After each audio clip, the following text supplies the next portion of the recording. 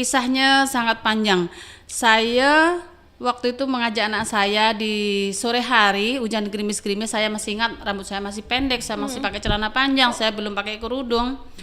Itu saya datengin dari rumah tuh satu, saya pingin mendirikan pengajian. Niatan saya karena saya mau belajar, karena saya tidak bisa seperti itu. Kalau membayangkan wajah kedua orang tua tuh kadang-kadang masih, hanya saya berpikir gini, ya Allah, apa mungkin ini terbaik, dan dosakah saya menyakiti hati orang tua seperti itu? Saya selalu berpikir seperti ini, mungkin ini yang terbaik, saya menjadi seorang muslim dan saya rela dijauhi mereka, dijauhi, bukan lagi mereka itu ya, mereka tuh jauh kan kayak teman-teman SMP gitu tuh kan. Kalau di kampung kan istilahnya tuh kan enggak jauh-jauh tetanggaan gitu kan. Mereka kan sinis melihatnya kalau saya pulang, saya itu tuh kan itu. Makanya saya sampai lama itu saya enggak pulang. Dan sampai lama juga waktu itu saya enggak pulang ke orang tua. Karena masih rasa gimana ya? Canggung, takut, mungkin ya takut. Canggung gitu kan. Takut. Hanya setiap orang tua saya merayakan Natal, saya berusaha untuk memberikan terbaik, yaitu saya kirim uang, saya kirim kue seperti itu. Tapi hampir berapa ya, 2 tahun saya enggak pulang tuh.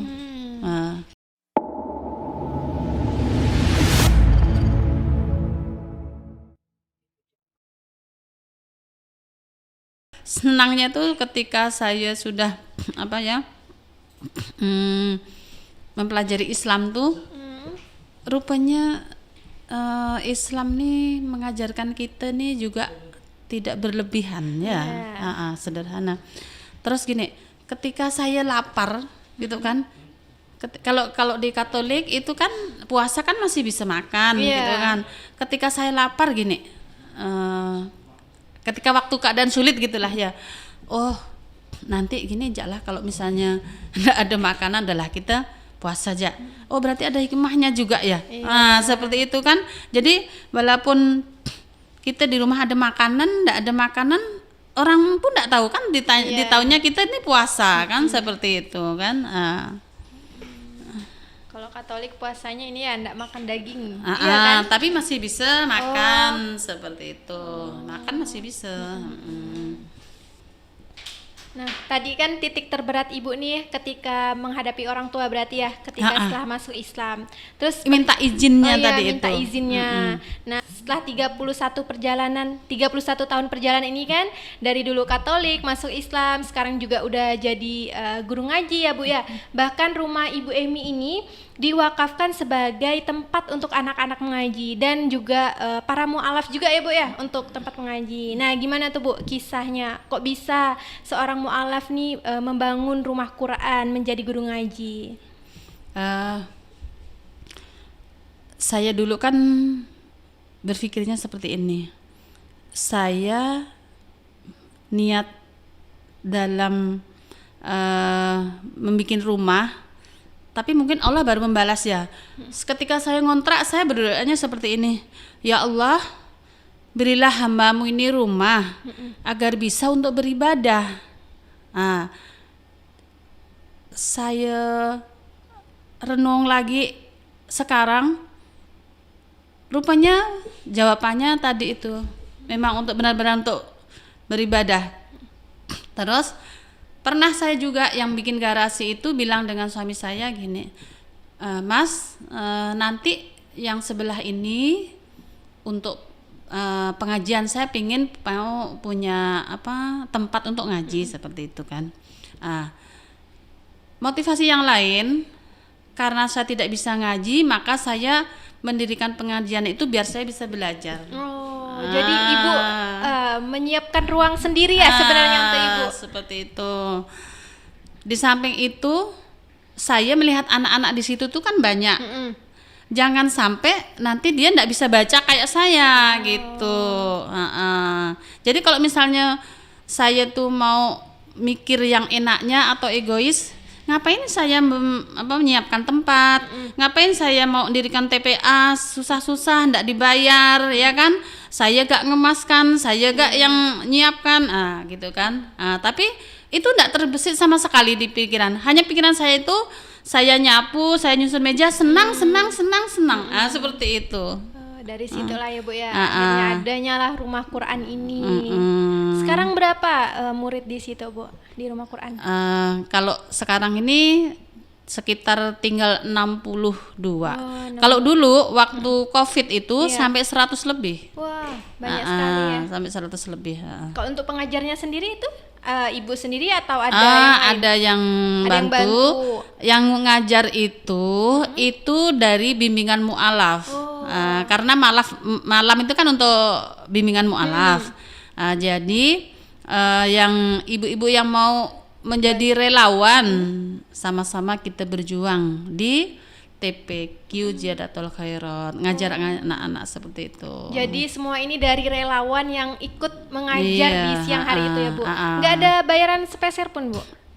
Karena namanya kita berjuang ya Mbak ya, ya sabar dulu lah. Mungkin Allah nanti bayarnya lewat mana kita enggak tahu. Masya Allah, seperti dari itu. 62 murid ya Bu ya. Sekarang tinggal 62.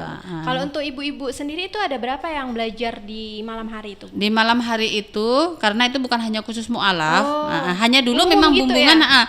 memang dulu tuh asli pertamanya itu kita dirikan itu kan untuk bimbingan mu'alaf. Itu ada sekitar 38 orang. Itu yang malam Selasa sama malam Kamis. Yang malam Jumat ini khusus untuk mu'alaf. Seperti itu. Setiap malam atau jadwalnya ada berubah-ubah, belajar apa aja itu? Di malam Selasa itu fikih. Malam Kamis itu ngaji. Yang malam Jumat itu diselingin fikih minggu pertama, kedua ngajinya minggu ketiga, keempat, pekan ketiga, keempat gitu. Nah Ibu Emi juga ini kan belajar lagi ya di Ismu Yahya. Nah gimana bagi waktunya nih Bu, belajar juga di Ismu Yahya, belajar juga di rumah karena buka juga itu Bu. Gimana bagi waktunya itu? Ya kalau bagi waktu tuh Mbak, jadi kita yang apa ya, pandai-pandai mengaturnya gitu. Karena jam 9 Senin sampai Rabu nih, jam 9 ini kan ada ibu mu'alaf juga yang belajar di rumah. Nanti siang saya gunakan setelah mereka pulang tuh masak sama nyiapkan menu untuk suami. Karena suami ini dari dulu ya Mbak ya, nasi tetap saya siapkan walaupun saya istilahnya ndak makan, tetap saya nunggu. Seperti jadi itu. Jadi makan sama-sama gitu ya. Jadi apa ya, memang udah kebiasaan kali ya. Jadi saya memang berusaha untuk mendampingi walaupun itu sambil kita ngomong gitu kan. Nanti setelah itu baru sore habis sholat asar nanti TPA sampai mau maghrib. Setelah itu nanti maghrib ngaji bersama keluarga. Setelah ba'da isya itu untuk ibu-ibu. Berarti rumah ibu ini dari siang sampai malam tuh ada orang terus ya? Insya kan Allah. Ini ramai banget ya Bu, murid-murid. Apakah kayak Bapak nggak terganggu gitu kan? Karena Ayu sendiri ini pernah kan ke rumah Ibu Emi, yang mana rumah itu rumah Ibu Emi, terus sebelahnya tuh garasi benar-benar dibuat untuk mengajar ngaji. Itu kan lumayan nggak besar sekali ya, kayak gini lah ya Bu ya, nggak besar tapi itu ramai sekali gitu. Dari siang sampai malam itu padat gitu. Gimana Bu? Alhamdulillah kalau suami itu tidak ada kendala, malah beliau mendukung tuh ya? mendukung. Biasanya kalau berapa hari sekali atau kadang-kadang berapa minggu sekali itu malah kita disuruh membahagiakan santri, anak-anak gitu, seperti itu. Hanya dulu pernah anak tuh karena mungkin dia masih labil kali ya, masih kuliah juga kan, jadi maunya kan tenang gitu kan. Tapi setelah diberi pengertian, alhamdulillah enggak terganggu lagi gitu, karena udah terbiasa. Karena itu kan udah hampir 5 tahun Masya Allah. Jadi dukungan suami juga keluarga adalah rumah Quran ini ya Bu ya. Iya. Itu kan sebenarnya garasi itu dulu untuk backup untuk mobil, Mbak. Oh. Saya izin dulu mau ngadakan rumah Quran itu, izin sama suami. Gimana kalau backupnya ini dijual? Saya bilang saya ridho, saya ikhlas berapapun yang diberikan suami ke ibu, ini ikhlas ridho. Insya Allah cukup, gitu kan? Iya. Saya mau pakai garasi ini untuk Quran. pengajian. Nah, seperti itu beliau ngizinkan, ya alhamdulillah sampai sekarang. Sampai sekarang sampai 62 murid ya Bu ya. Masya Allah. Apalagi ya? Apalagi ya? Udah Kak? Berapa menit Bang? 28. Kan perubahan paling nyata. Nah, selanjutnya nih kan, setelah Ibu jadi guru ngaji, masuk Islam, perubahan paling nyata apa sih yang Ibu rasakan selama ini? Alhamdulillah. Di dalam diri saya, batin saya, sekarang ini saya merasa lebih tenang, gitu kan, lebih tenang. Terus lebih gimana ya? Semuanya saya pasrahkan kepada Allah. Kalau saya punya masalah, saya punya sakit, saya punya apa, saya tetap mintanya sama Allah.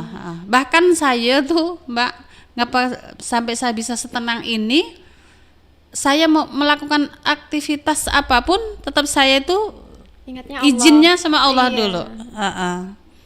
Dan saya pun minta kalau misalnya itu bagus, semoga Allah mudahkan. Kalau memang itu tidak bagus, semoga Allah cegah, jangan sampai terjadi seperti itu. Nah, untuk mungkin ada nggak nih pesan untuk orang tua sendiri udah meninggal ya Bu ya? Udah dua-duanya ya. Udah meninggal dua-duanya.